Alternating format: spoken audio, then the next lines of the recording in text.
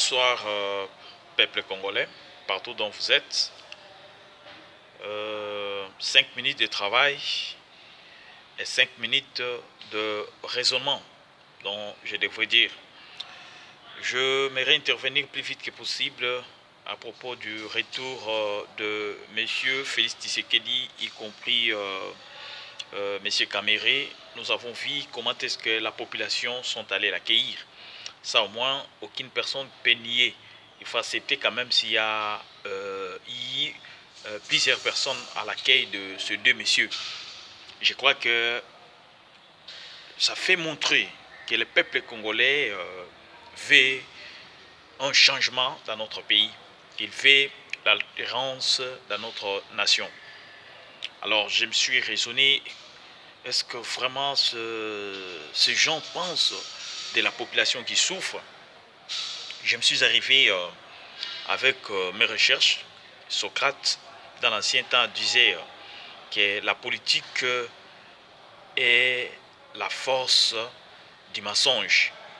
Mais aujourd'hui, 21e siècle, la politique a changé. La politique est la réalité quotidienne que tout politicien cherche toujours des paramètres pour mieux gouverner une nation. Mais de chez nous, ça revient comme des musiciens. Que l'autre a réussi, l'autre n'a pas réussi. Mais qu'est-ce que je devrais dire? Toute la population qui sort à l'arrêt pour les accueillir, je crois bien qu'ils ont cette satisfaction pour le développement de notre nation. Mais la grande question qui se pose, mais pourquoi ces gens sont allés en division? Voilà, donc c'est ça. Je m'aimerais dire que toute Congolaises et Congolais doivent réfléchir. Est-ce que notre récit est d'accueillir les opposants pour dire que voilà, il y a eu l'inondation de peuple? Non, non, non. Notre grande vision est d'avoir un président qui peut changer la vie quotidienne du peuple congolais. Alors, je m'aimerais m'argumenter un peu. Je sais bien que Félix Tshisekedi et Kamere, y compris Fayulu, sont des Congolais. Alors, la population sont derrière eux. Ils peuvent aller dans la forme dispersée, Fayulu avec les 5, Jeudé entre eux et Chadari. Je crois qu'il y aura toujours une personne de l'opposition qui doit gagner, dans la logique des choses. Mais si nous partons avec la logique kabiliste, nous trouvons que leur division, ça donne l'appui aux gens de la majorité des FCC. Pourquoi je le dis comme ça? Parce que leur argument sera toujours que non, voilà, Félix Tshisekedi était parti seul et Fayoul aussi, donc, mais nous étions toujours ensemble. Donc c'est là qui doit provoquer une chute entre eux. Alors, qu'est-ce qu'on peut faire?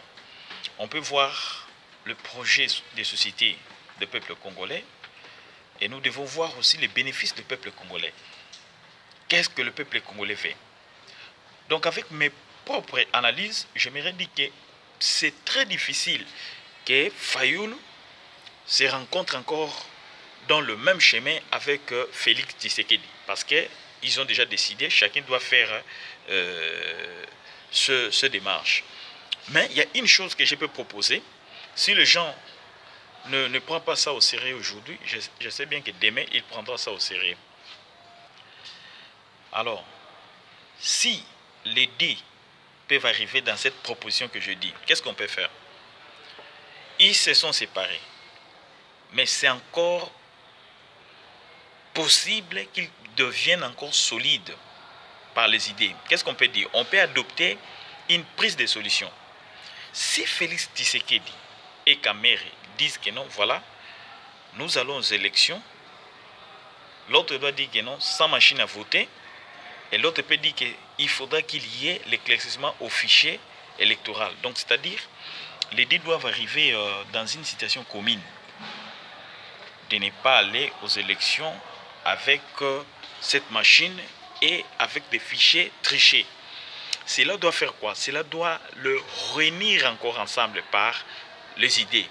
C'est-à-dire, et par rapport, quand Félix Tshisekedi dit que non, moi aussi, aujourd'hui, je ne peux pas aller aux élections avec machine à voter et fichiers triqués. Et Fayoul aussi dit que non, moi aussi je vais aller avec sans machine à voter et les fichiers trichés. Donc les deux vont se marier encore par leur décision. Même s'ils ne sont pas unis avec un président, mais ils peuvent aller dans des situations dispersées, mais unis avec une proposition. À ces temps-là, ils vont coincer Kabila. Ils disent ceci, voilà, monsieur Kabila, si vous ne répondez pas dans notre décision, dans 48 heures, ces jours-là, nous irons aux urnes. S'il n'y a pas s'il y a des machines à voter, il y a des fichiers trichés, c'est-à-dire nous allons dire au peuple que voilà, c'est bien vous, le gouvernement, qui n'ont pas voulu organiser des élections parce que la Constitution ne permet pas la machine électronique. C'est-à-dire, à partir de ce temps, ils peuvent appeler la population de faire l'article 64 dans son alinéa 1 que Kabila n'a pas voulu organiser des élections. Il a pris le pays en otage parce qu'il n'a pas eu le temps de nous écouter. Et à partir de ce temps, Kabila n'aura pas le temps de répliquer contre toute la population. Parce que s'il y a 70 millions, on dit que 70 millions de l'opposition sort à la rue contre 10 millions de FCC, je crois que ces gens n'auront pas le temps. Donc, si ces gens se réunissent par les idées, on peut faire quelque chose du bon. Mais s'ils disent qu'ils partent, comme Félix Tshisekedi a dit en TV5, que non, il faut aller aux élections avec machine à voter, nous aurons nos témoins. Mais je me suis dit, Félix Tshisekedi est en train de se tromper ou comment? Parce qu'en 2005, il y a eu des témoins. En 2011, il y a eu des témoins. Qu'est-ce que ces témoins ont dit? Parce que les témoins n'auront pas le temps de contrôler la machine. Les témoins vont voir les gens qui sont en train de voter. Mais la grande préoccupation, c'est la FCC qui est en train de faire les compilations électroniques. Voilà. Donc, c'est-à-dire, quand Félix dit qu'il y aura des témoins, ces témoins n'auront pas ces pouvoirs. Parce que il doit savoir quelque chose que non, la CENI, aujourd'hui, nous partons avec une dictature. C'est le gouvernement qui est en train de contrôler. Donc, il n'y aura aucun témoin qui aura l'accès d'ouvrir la machine, de voir il y a eu combien de personnes ont voté, de prendre ça pour mettre ça dans un flash disque. Ils n'auront pas ce temps. Donc, les témoins seront toujours des observateurs. Ils regardent les personnes. Mais les gens qui vont les pratiquer, c'est les gens des FCC. Voilà. Félix Tshisekedi, avec cette proposition, ils auront un résultat le 24 ou le 25, Chadar est président. Et ils vont dire que non, c'est nous qui avons voté. Et les gens de FCC vont leur répondre, non, non, non, non, c'est nous, FCC, qui ont réussi parce que vous êtes allés dans une forme dispersée. D'où Félix et les autres vont déposer leurs documents à la Cour constitutionnelle pour répondre dans les recours. Et la Cour constitutionnelle, il faut savoir que non, c'est le président qui vote ces gens-là. Qu'est-ce qui doit arriver? La Cour constitutionnelle doit confirmer M. Chadar comme le président. Dès que Chadar sera confirmé comme président, il n'y a aucune personne qui peut sortir à la rue pour dire que non, voilà, Chadar n'avait pas gagné. Pourquoi? Chadar doit utiliser la même article que l'opposition peut utiliser aujourd'hui, 64, dans son alinéa 2, qui dit que toute personne qui sera à la rue pour me contredire, ça sera un coup d'État. C'est-à-dire, il prendra le militaire, il prendra la force des policiers pour disperser toutes personnes qui seront à la rue. Et voici comment est-ce que les Congolais vont continuer toujours à souffrir, et cela doit tomber dans la tête de nos opposants. Donc, pour conclure, ces gens doivent être réunis dans une même idée, même s'ils sont dispersés, s'ils arrivent dans la même décision de ne pas aller aux élections avec cette machine ou fichier électoral triqué, ils peuvent faire quelque chose de bon. Et quand la population sortira à la rue, si Kabila a tenté de tuer cette population, c'est comme il est hors mandat. Donc là, on peut détecter que non, il est en train de commettre un crime contre l'humanité. Donc c'est-à-dire, il y aura plusieurs personnes qui viendront au secours du peuple congolais. Voilà un peu une réflexion. Donc que les Congolais ne puissent pas tomber dans des succès. Oh voilà Fayoulou a réussi, oh voilà Félix Tshisekedi a réussi. Ce n'est pas notre solution. Notre solution est de faire quitter M. Kabila au pouvoir. Si les peuples congolais partent avec l'idée d'aller aux élections avec des observateurs, nous allons retourner dans des scénarios qui s'est fait en 2005 quand Bemba avait dit que non, voilà, il faut chercher d'autres propositions pour faire quitter Kabila. On a vu le 22, comment est-ce qu'on a attaqué Bemba. Bemba a pris la fuite. Si vous allez aux élections de 2011, M. Tshisekedi a proclamé dans sa maison la victoire, mais l'Union internationale, les organisations internationales ont confirmé que Kabila fut président malgré la tricherie qui s'est faite. Donc, de même chose qui s'est fait avec Shadari, il sera reconnu internationalement qu'il est président de la République. Et quand il est président de la République, même l'Union européenne, même les États-Unis, ils vont enlever le peine qu'il est en train de mériter aujourd'hui. Parce que c'est un président de la nation, il faut ouvrir des portes pour lui, pour négocier par-ci, par-là. Voilà des choses que j'adresse au peuple congolais, de ne pas tomber dans des aventures, de dire que non, voilà, il a fait plein, voilà comme ça. Non, que les deux opposants ne reviennent plus ensemble. Je dis et je répète, ils peuvent aller d'une façon dispersée, mais qu'ils se réunissent à une seule décision. Parce que si ils ne font pas ça, vous allez me donner la raison, et vous allez donner aussi la raison à l'église catholique Senko qui disait que non, cette élection sera une parodie électorale. Et le peuple congolais vont continuer à souffrir.